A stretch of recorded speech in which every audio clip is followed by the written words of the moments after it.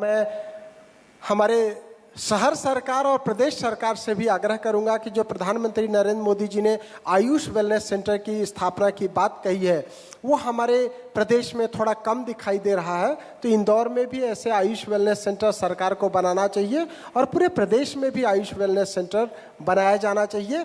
ऐसी बीमारियां जैसे गठिया है, स्पॉन्डिलाइटिस है, अस्थमा है या स्किन की बीमारियां हैं जो हमारे मॉडर्न एलोपैथिक चिकित्सा प्रणाली से ठीक नहीं होता है, उसको हम आयुष से काफ़ी जल्दी ठीक कर पाते हैं। तो आयुष वेलनेस की बहुत ज़रूरत है।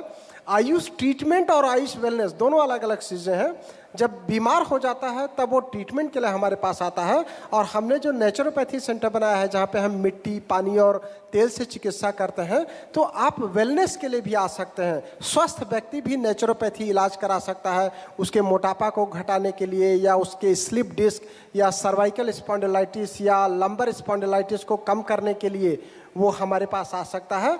तो वेलनेस का मतलब है जैसे जीवेम सरदह सतम की बात हुई थी, तो आप जब स्वस्थ रहेंगे तभी 100 साल तक जी सकेंगे। उसके लिए हमने वेलनेस सेंटर बनाया है। हम अगर इम्यूनिटी पे ध्यान देंगे, हमारे स्वास्थ्य पे ध्यान देंगे तो हम बीमार ही नहीं पड़ेंगे। तो इस तरीके से आयुष वेलनेस की हमारे शहर सरकार को भी ज़रूरत है और प्रदेश सरकार को भी ज़रूरत है, जिसका प्राइवेट में मैंने एक मॉडल तैयार किया हुआ है इंदौर के पिपलियाहाना क्षेत्र में, जो स्कीम नंबर 140 के ठीक सामने है। सर, अब तो कुछ बचा ही नहीं। आप ये बता रहे हैं कि यदि व्यक्ति स्वस्थ है तो भी आपके पास आ सकता है और जब पहुंचेगा तो वहां पर तमाम तरह की पैथी हैं जितनी होती हैं एक छत के नीचे। और आप सजेशन भी दे रहे हैं कि मध्य प्रदेश सरकार को भी इस दिशा में काम करना चाहिए। तालियां तो अब बनती हैं। इंदौर ने एक महत्वपूर्ण कड़ी शुरू की है और शुरू करने के बाद अब सरकार से अपील की जा रही है कि इस तरह के और भी सेंटर आगे लागू की जाएं। प्रिमिला हॉस्पिटल IVF जो सेंटर है, डॉक्टर मनु जैन जी हैं, वो मौजूद हैं। आपके क्या सजेशन है? और एक ये भी है कि इंदौर को आप कहाँ देखते हैं, हम कहाँ पहुँच चुके हैं?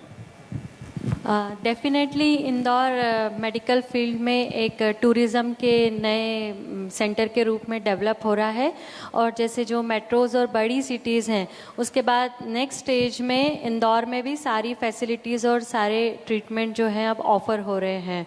और जैसे इंटरनेशनल कनेक्टिविटी भी इंदौर की अब बढ़ती जा रही है, डायरेक्ट फ़्लाइट्स भी हैं, तो इस रूप में हम इंदौर को भी एक बढ़ते हुए सेंटर के मेडिकल हब के रूप में देख पाते हैं।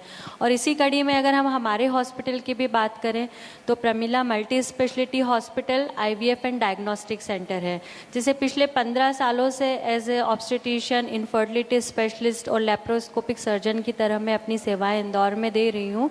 तो इस पूरे वर्क के दौरान मैंने यही महसूस किया कि पेशेंट्स को अलग अलग सुविधाओं के लिए अलग अलग हॉस्पिटल्स और सेंटर्स में जाना पड़ता है। तो हमने इन्हीं सब चीज़ों को एक ही छत के नीचे प्रोवाइड करने के लिए एक कॉन्सेप्ट लेकर इस हेल्थ सेक्टर में प्रवेश किया है। तो हमारे यहाँ जैसे जो IVF टेस्ट टू बेबी के द्वारा जो बेबीज़ डिलीवर होते हैं, तो कई बार ट्विंस होते हैं, वो प्री टर्म होते हैं, तो एडवांस NICU नर्सरी फैसिलिटीज़ है, तो वहाँ पर पूरा बेबीज़ की भी फैसिलिटीज़ और देखरेख हो सकती है जो प्री टर्म बेबीज़ हैं। और उसी दौरान अगर कुछ मदर्स क्रिटिकल होती हैं, जैसे उनके इस दौरान BP वगैरह बढ़ते हैं तो ICU में, तो उस तरह से एक ही सेटअप में पेशेंट्स को सारी सुविधाएं मिले, मदर और बेबी को अलग अलग जगह पे ना जाना पड़े, तो उस तरह से इस सेंटर को डेवलप किया है। तो आने वाले आपने एक टर्मिनोलॉजी यूज़ की थी, टूरिज्म मेडिकल टूरिज्म, ये थोड़ा समझाएंगे इसको?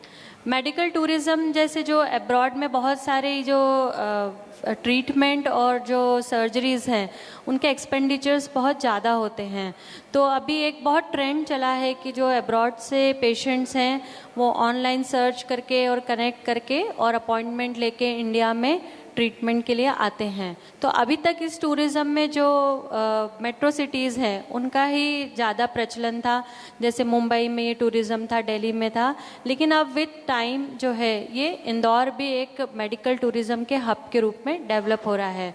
जैसे स्पेशली अगर मैं अपने सेक्टर की बात करूं तो टेस्ट ट्यूब बेबी या IVF के लिए भी जो अब्रॉड में ट्रीटमेंट होते हैं वो काफ़ी एक्सपेंसिव होते हैं और इंडिया में ये कंपेयर करें तो ये काफ़ी इकोनॉमिक होते हैं। तो इस टूरिज़्म के रूप में जो है वो इंदौर भी डेवलप हो रहा है। तो जो आपका क्वेश्चन था कि इंदौर को मैं किस रूप में देखती हूँ, तो ये अब आने वाले कुछ सालों में मेडिकल टूरिज़्म के लिए एक हब के रूप में डेवलप होगा। इंदौर अब मेडिकल टूरिज्म की ओर आगे बढ़ रहा है, तालियां एक बार आप जरूर बजाएं। हम बात कर रहे हैं कि अब विदेश से, अब्रॉड से अब इंदौर में आ रहे हैं पेशेंट। इंदौर का जो एयरपोर्ट का विकल्प भी अब बनने जा रहा है देवा शहर में। इंडिया का, भारत का सबसे बड़ा एयरपोर्ट वहाँ पर बनने जा रहा है। डॉक्टर यहाँ पर अंतिम देवड़ा जी मौजूद हैं नवोदय एकेडमी से। सर, आपके सजेशन जानना चाहेंगे। जी sir, thank you so much. सबसे पहले मैं News24 और lalluram.com को धन्यवाद देना चाहूँगा कि मुझे ये अवसर मिला। सर, नवोदय एकेडमी से हम लोग हैं और नवोदय एकेडमी इस वक्त, जैसे कि अभी इंदौर शहर की अगर हम बात करें मेडिकल टूरिज्म के अलावा, सर आज के टाइम में कोटा शहर को छोड़कर बच्चा इंदौर शहर को विकल्प मान रहा है शिक्षा के तौर पर कि वो मेडिकल शिक्षा यहाँ से कर सके। जैसे नीट की तैयारी की अगर हम बात करें तो वो इंदौर शहर को प्राथमिकता दे रहा है और उसके पीछे जो सबसे बड़ा कारण है वो ये है कि उसको वो सारी सुविधाएं यहाँ मिल रही है जिसके लिए अब उसको कोटा जाने की जरूरत नहीं पड़ रही है। एक समय था जब कहा जाता था कि यदि मेडिकल के क्षेत्र में आगे बढ़ना है, यदि इंजीनियरिंग, तो कोटा चले जाइए, आप वहाँ कोचिंग कर लीजिए। जी, अब क्या ये हवा है उल्टी चलने लगी है? इंदौर आ जाइए। बिल्कुल सर, इंदौर को प्राथमिकता दी जा रही है। इसके पीछे सबसे बड़ा कारण यह है, ये पास में भी है और उभरता हुआ शहर है। यहाँ पर खाने पीने की हम बात करें या रहने की सुविधाएं अच्छी है और उसी के साथ में इस वक्त जो कोचिंग क्षेत्र है काफ़ी अच्छा रिजल्ट दे रहे हैं। नवोदय एकेडमी की अगर हम बात करें सर, हमने पहले साल में 10 में से 7 बच्चों का चयन किया, दूसरे साल में हमने 50% सिलेक्शन का और यही सिलसिला हमारा अभी तक चलता आ रहा है। तो अब आगे क्या देख पा रहे हैं कि सिर्फ इंदौर रहेगा या फिर मध्य प्रदेश भी कहें ये हब बन जाएगा मेडिकल एजुकेशन का? बिल्कुल सर, इंदौर हब ही बनेगा, यही है। अगर हम मध्य प्रदेश की बात करें तो मध्य प्रदेश की जो चॉइस है वो इंदौर ही रहेगा। द्विवेदी सर, ये जो बात कही जा रही है ना कि अब इंदौर हब बनने जा रहा है, क्या सरकार ने भांप लिया है इसको? क्योंकि देश का सबसे बड़ा जो एयरपोर्ट है अब इंदौर के नज़दीक बन रहा है और कहा यही जा रहा है कि इंदौर का ये विकल्प रहेगा। बिल्कुल, अगर आप देखें तो इंदौर यूं ही मध्य प्रदेश की कॉमर्शियल कैपिटल नहीं है। सरकार ने पहले से ही भांप लिया है और जिस तरीके से इंदौर में डेवलपमेंट हो रहा है, जिस तरीके से इंफ्रास्ट्रक्चर बनाए जा रहे हैं, मुझे लगता है कि अगर आप मध्य प्रदेश के दूसरे शहरों में बात करें तो इतना किसी भी शहर में फास्ट डेवलपमेंट नहीं हो रहा है। मैं अगर पूरे देश के शहरों की बात करूं तो भी, मैं अभी नागपुर गया था, अभी मुंबई गया था, तो इंदौर मुझे लगता है कि हर थोड़े थोड़े दिन में बदल जाता है। तो उसका डेफिनेटली हमारा एजुकेशन, हेल्थ और जो इंफ्रास्ट्रक्चर है उसमें इतना तेज़ी से बदलाव हो रहा है, उसको मध्य प्रदेश सरकार और यहाँ के मुख्यमंत्री भली भांति जानते हैं। इसलिए तो हमारे मध्य प्रदेश के मुख्यमंत्री बोलते हैं कि उनका दिल जो है इंदौर में बसता है। तो डेफिनेटली इंदौर बहुत फास्ट ग्रोइंग सिटी है और पूरे देश में इसकी साख जो है बहुत तेज़ी से बढ़ती जा रही है। स्वच्छ सिटी अब स्वस्थ सिटी भी बन सकेगी, मेरी शुभकामनाएं उसके साथ हैं। और हमारे बीच इस समय पूर्व मंत्री और वर्तमान विधायक सज्जन सिंह वर्मा जी पहुंच गए हैं। बहुत बहुत स्वागत है वर्मा साहब का। हम चर्चा आगे जारी रख रहे हैं। जो आपने फैसिलिटी की बात कही है, तमाम जो प्राइवेट संस्थान हैं, निजी संस्थान हैं, वो लगातार आगे बढ़ रहे हैं।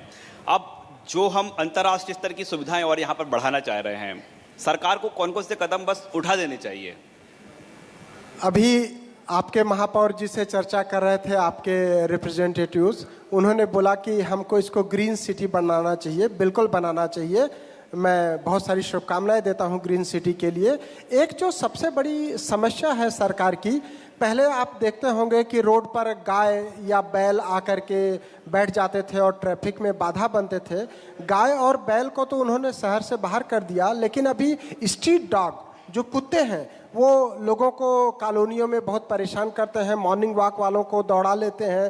तो जब हम गाय और बैल को बाहर कर सकते हैं तो स्ट्रीट डॉग कुत्तों को क्यों नहीं बाहर कर सकते हैं? उनसे काफ़ी लोग परेशान हैं, उनको काट लेते हैं, उनको इंजेक्शन लगाने जाना पड़ता है। अगर आप विदेश की शहरों में जाएं तो देखिए इस तरीके से कोई स्ट्रीट डॉग्स वहाँ देखने को नहीं मिलेंगे। अभी मैं पिछले साल 2019 में लंदन गया था। हम लोग देखते हैं कि लंदन की जो बिल्डिंग्स हैं वो एक लाइन से बनी हुई है, कोई बिल्डिंग ऐसा आगे निकाल करके नहीं है या कोई दबी हुई बिल्डिंग नहीं है। तो मैं चाहूँगा कि हमारा शहर सरकार और प्रदेश सरकार या देश में एक ऐसा नियम लागू होना चाहिए कि जो हमारा एरिया है वो एक जैसा रहे। जो लोग होर्डिंग लगाते हैं या बोर्ड लगाते हैं सब अलग अलग तरह के लगाते हैं। लंदन में वहाँ की बिल्डिंगें अगर आप देखें तो पुरानी धरोहर है, लेकिन सब एक लाइन से बनी हुई है, कोई आगे निकला हुआ नहीं है या कोई पीछे दबा नहीं है। तो इस तरीके का भी हमको आजमाइश करना चाहिए, लोगों से रिक्वेस्ट करना चाहिए कि आप एक ही लाइन में अगर बिल्डिंग बनाएंगे तो उसकी खूबसूरती बनेगी और शहर का नाम होगा। तो मैं आपके माध्यम से ये दो बात निवेदन करना चाहूँगा प्रदेश सरकार से और हमारे शहर सरकार से कि इंदौर से स्ट्रीट डॉग्स को हटा दिया जाए और बिल्डिंग, जैसे अभी परमिशन की बात कर रहे थे कि हम 72 घंटे में बिल्डिंग की परमिशन दे रहे हैं, तो उस परमिशन में ये जो कैचमेंट एरिया है वो डिफाइंड होना चाहिए कि इस कॉलोनी में इसके बाहर कोई मकान नहीं बना होगा। ये मेरे पेशे से आप डॉक्टर हैं, लेकिन आपने तमाम तरह के सुझाव दे दिए हैं। यदि अब ऐसा हो जाए तो स्वच्छता स्वास्थ्य के बाद तमाम मामलों में इंदौर नंबर 1 होगा, हमारा मध्य प्रदेश नंबर बिल्कुल होना चाहिए। अगर देखें स्वच्छता, हम विदेश की बात करते थे कि वहाँ पे स्वच्छता बहुत अच्छी है, तो हमारे यहाँ स्वच्छता को अपनाया और ना अपनाया, इंदौर ने प्रथम भी हासिल किया 5 बार। तो हम ऐसा बहुत सारी चीज़ें अपना सकते हैं, धीरे धीरे ही प्रयोग करके आगे बढ़ सकते हैं। थैंक आगे यू। प्रयोग बढ़ेंगे। और डॉक्टर मनु जैन, आपसे मैं एक और सवाल लेना चाहूँगा। ये जो तमाम बातें हो रही हैं, क्योंकि इंदौर वो शहर है जहाँ पर कहा जाता है और हो जाता है, आपको क्या लग रहा है अगले बार जब हम चर्चा कर रहे होंगे 1 साल बाद 2 साल बाद, तो कहाँ होगा हमारा इंदौर? नहीं, इंदौर को अगर हम पिछले 5 वर्षों से आज का इंदौर कंपेयर करते हैं तो नेचुरली यहाँ पे बहुत ड्रास्टिक चेंज है, बहुत तीव्र गति से विकास हुआ है। तो जिस तरह से इंदौर का जो नेतृत्व है और जो आगे जाकर काम कर रहा है और जिस तरह से जो इंदौर की जनता अपनी इच्छा शक्ति और अपना जो सहयोग दे रही है, तो आगे वाला भविष्य हम और भी ज़्यादा उज्जवल देख पाते हैं। हम देख पाते हैं कि अभी हम स्वच्छता में लगातार आगे बढ़ रहे हैं, तो अब जो नेक्स्ट टारगेट्स में हमारा जो ट्रैफिक होगा वो स्ट्रीमलाइन होगा, जो इंफ्रास्ट्रक्चर वाटर ड्रेनेज सिस्टम है वो बेहतर होगा, जो वाटर हार्वेस्टिंग होगा वो बेटर होगा, और ग्रीनरी और ये सारे जो है इनमें हम आगे देख पाते हैं। क्योंकि जो प्राइवेट सेक्टर के पास चीज़ें हैं वो तो ऑलरेडी बहुत फुल स्विंग पे है, because it is the economic capital of MP. तो यहाँ पे जो हॉस्पिटैलिटी है, जो होटलिज्म है, जो फूड इंडस्ट्री है, वो तो ऑलरेडी अच्छा डेवलप हो रही है। जो गवर्नमेंट वाले सेक्टर्स हैं उनमें भी हम बहुत अच्छा ग्रोथ अब आगे 2 वर्षों में देख पाते हैं। शुक्रिया। और डॉक्टर अंतिम देवड़ा जी, मैं आपसे बहुत संक्षेप में सजेशन चाहेंगे कि अब कौन कौन से सजेशन हैं जो हम सरकार तक पहुंचा पाएं और उनका इम्प्लीमेंटेशन हो सके। सर, हम इस वक्त मेडिकल शिक्षा की तैयारी के लिए काम कर रहे हैं। नवोदय एकेडमी ने एक बहुत सिंपल सा विज़न रखा है। हम जीवन के 3 आधार मानते हैं, स्वास्थ्य, शिक्षा और संस्कार। स्वास्थ्य शिक्षा में हम काम कर ही रहे हैं, और रही बात संस्कार की, तो वो हमें मातृभूमि, हमें जो भारत माता है वो सिखाई रही है। Navodaya academy venture of Kautilya academy, Navodaya academy की युवा ऊर्जा और कौटिल्य एकेडमी का जो अनुभव है, हम इस दोनों चीज़ों के साथ मिलकर एक क्रांतिकारी बदलाव चाहते हैं। और हमने जो बदलाव किया भी है, हमने एक हमारे एजुकेशन सिस्टम के बदौलत हम ये मान के चलते हैं कि अगर भारत सरकार इसको सभी जगह लागू कर सके तो ये काफ़ी बेहतर रहेगा। नवोदय एकेडमी ने गुरुकुल प्रोग्राम रखा है, जिसमें हमारे यहाँ बच्चा पूरे 12 घंटे रहता है। 6 घंटे हम उनको पूरा पढ़ाते हैं कि जो भी हमारे मेडिकल एजुकेशन के रिगार्डिंग रहेगा। उसके बाद में 6 घंटे सेल्फ स्टडी करते हैं वो हमारे यहाँ पर। फिर एक ईसॉस है, एवरी स्टूडेंट ऑब्जर्वेशन शीट, हम हर एक बच्चे का आकलन करते हैं, उनकी क्या कमजोरी है, उनकी क्या शक्तियाँ हैं। उसके अलावा एक मेंटर प्रोग्राम है, 1 to 1 हम बच्चों से बातचीत करते हैं, उनकी किसी तरह का अगर समस्या है तो हम उसका निवारण करते हैं। तो एक एजुकेशन सिस्टम बनाने की हम कोशिश कर रहे हैं सर, और उसी के बदौलत हमारे रिजल्ट काफ़ी बेहतर आए हैं। और अभी हमारे यहाँ पर अगर हम बच्चों की बात करें तो उनको सभी जितने भी हमारे यहाँ पे शिक्षक है वो या तो सभी डॉक्टर्स हैं या तो इंजीनियर हैं। जैसे हम बात करें इंजीनियर के तौर पे इंजीनियर प्रशांत यादव सर, हमारे पास में doctor Prabhat Samadhiya sir, doctor Ravi Soni sir, ये सभी या तो डॉक्टर्स हैं या बहुत ज़्यादा अनुभवी हैं। तो नवोदय एकेडमी की फैकल्टी, क्योंकि टीचर एक अच्छा होना जरूरी है, एक मार्गदर्शन सही होना चाहिए। नीट की तैयारी में हमारा पूरी तरीके से सहयोग रहता है बच्चे को कि हम शुरू से लेकर आखिरी तक उसको किस तरीके से सपोर्ट कर सकें।